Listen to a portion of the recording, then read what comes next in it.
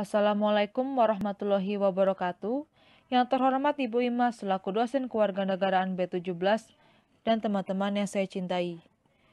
Saya dari kelompok 7 akan mempresentasikan materi Rule of Law. Sebelum itu izinkan saya untuk memperkenalkan diri saya dan anggota kelompok saya. Perkenalkan, nama saya Berliana Putri Wiraka dengan nomor absen 15, dan selanjutnya anggota saya yang bernama Arjuna Gerinda Wangshaya dengan nomor absen 45, dan selanjutnya anggota terakhir saya yang bernama Stefanus Bayu Wiratsongko dengan nomor absen 42. Selanjutnya masuk ke dalam materi Rule of Law.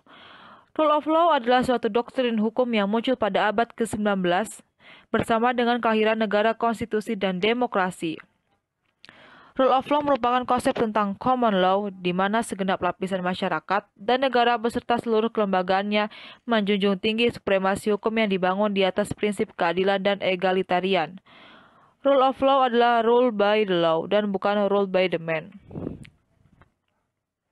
Pengertian menurut para ahli, yang pertama menurut Philippus M. Hadjon, mengatakan bahwa negara hukum yang menurut istilah bahasa Belanda adalah Rechtsstaat, ini lahir dari suatu perjuangan menentang suatu absolutisme.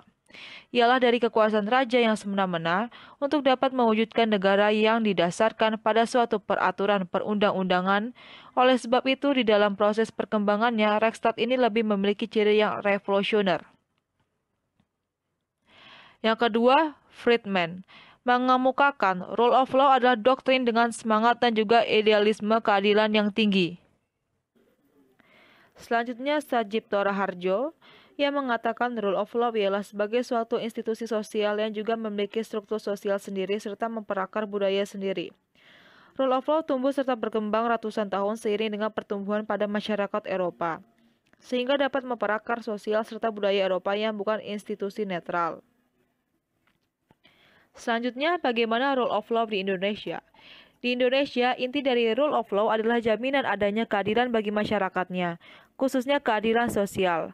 Pembukaan Undang-Undang Dasar 1945 memuat prinsip-prinsip rule of law, yang pada hakikatnya merupakan jaminan secara formal terhadap rasa keadilan bagi rakyat Indonesia.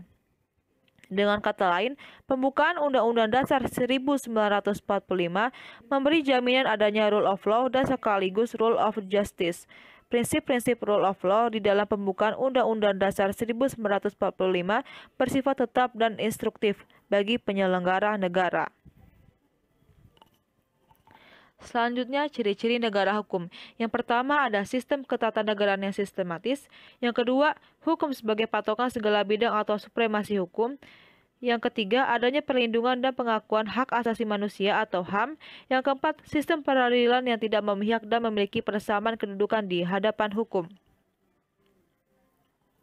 Yang pertama, adanya sistem ketatanegaraan yang sistematis, yaitu ciri-ciri negara hukum dapat dilihat di mana negara tersebut memiliki susunan sistem ketatanegaraan atau kelembagaannya yang mengatur urusan kenegaraan secara sistematis. Yang kedua, hukum sebagai patokan segala bidang atau supremasi hukum. Supremasi hukum adalah negara tersebut menggunakan hukum sebagai patokan atau aturan dalam segala bidang. Ciri-ciri negara hukum satu ini merupakan upaya untuk menempatkan hukum dalam tempat tertinggi sebagai alat perlindungan rakyatnya, tanpa adanya intervensi dan penyalahgunaan hukum termasuk para petinggi negara. Yang ketiga, adanya perlindungan dan pengakuan hak asasi manusia atau HAM. Ciri-ciri negara hukum yang paling utama adalah pengakuan dan perlindungan terhadap hak asasi manusia bagi seluruh rakyatnya. Hak asasi manusia adalah hak yang paling mendasar dan fundamental. Bagi para pelanggar HAM, bisa dijatuhi hukuman secara tegas apabila melanggar. Yang terakhir, sistem peradilan yang tidak memihak dan memiliki persamaan kedudukan di hadapan hukum. Sistem peradilan ini meliputi para hakim dan jaksa, serta para anggota administrasi pengadilan yang telah ditentukan berdasarkan hukum yang berlaku. Tak hanya peradilan pusat, sistem peradilan yang bebas dan tidak memihak juga berlaku di peradilan-peradilan daerah lainnya. Selanjutnya akan dilanjutkan oleh anggota saya yang bernama Arjuna Gerindra Wangshaya. Arjuna, saya persilakan. Assalamualaikum warahmatullahi wabarakatuh. Perkenalkan, nama saya Arjuna Girindra Wangshaya. Saya dari kelompok 7. Saya akan menjelaskan tentang teori keadilan. Apa itu teori keadilan? Menurut Kamus Bahasa Indonesia, adil adalah tidak semena-mena, tidak memihak, dan tidak berat sebelah. Adil terutama mengandung arti bahwa suatu keputusan dan tindakan didasarkan atas norma-norma. Keadilan adalah penilaian dengan memberikan kepada siapapun sesuai dengan apa yang menjadi haknya, yakni dengan bertindak proporsional dan tidak melanggar hukum. Keadilan pada dasarnya adalah satu konsep yang relatif. Setiap orang tidak sama. Adil menurut yang satu belum tentu adil bagi yang lainnya. Bagaimana teori keadilan di Indonesia? Di Indonesia, keadilan digambarkan dalam Pancasila sebagai dasar negara, yaitu keadilan sosial bagi seluruh rakyat Indonesia. Dalam sila kelima tersebut terkandung nilai-nilai yang merupakan tujuan dalam hidup bersama.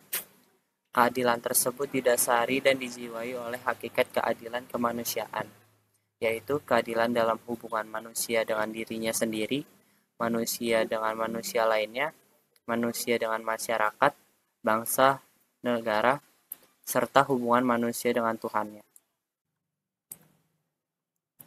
Berikut adalah menurut para ahli mengenai teori keadilan.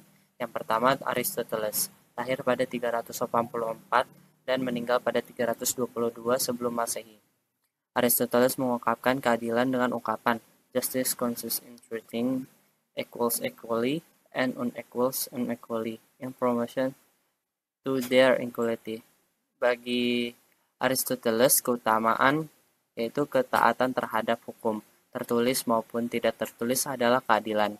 Aristoteles membedakan 3 macam keadilan. Yang pertama, distributif, korektif, komutatif.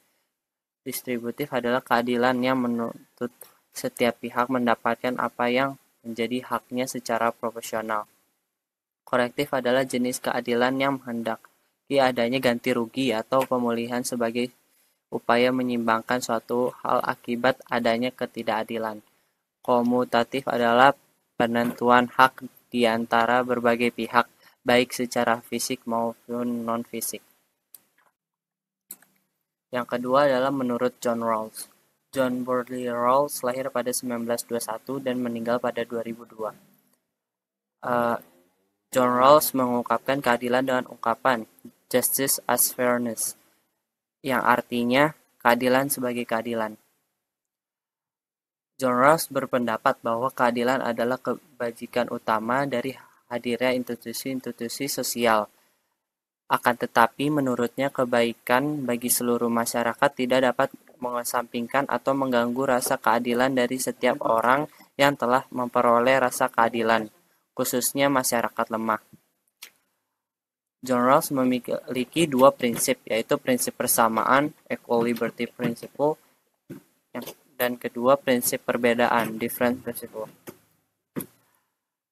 Prinsip persamaan adalah setiap orang atas kebebasan yang bersifat universal.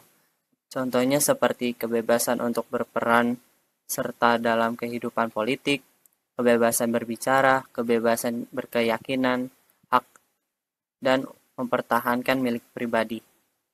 Prinsip perbedaan adalah diaturnya struktur dasar masyarakat untuk mendapatkan kesejahteraan, seperti prinsip ketidaksamaan yang dapat dibenarkan melalui kebijakan terkontrol sepanjang menguntungkan kelompok masyarakat yang lemah.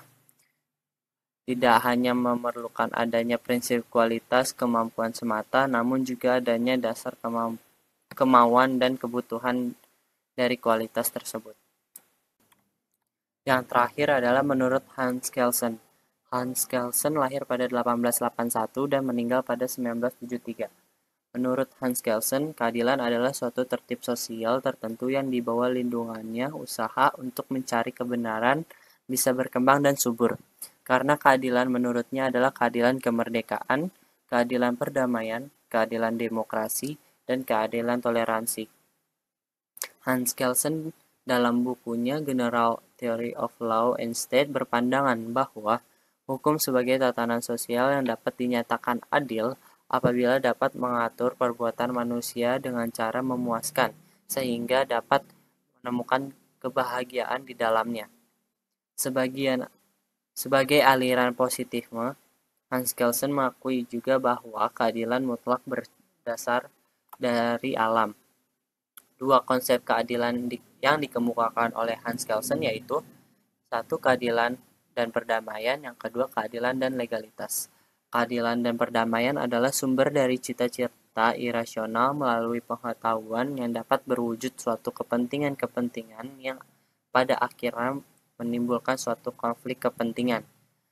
Keadilan dan legalitas adalah diterapkan dalam hukum nasional bangsa Indonesia yang memaknai bahwa peraturan hukum nasional dapat dijadikan sebagai payung hukum, law of umbrella, sebagai peraturan-peraturan hukum nasional.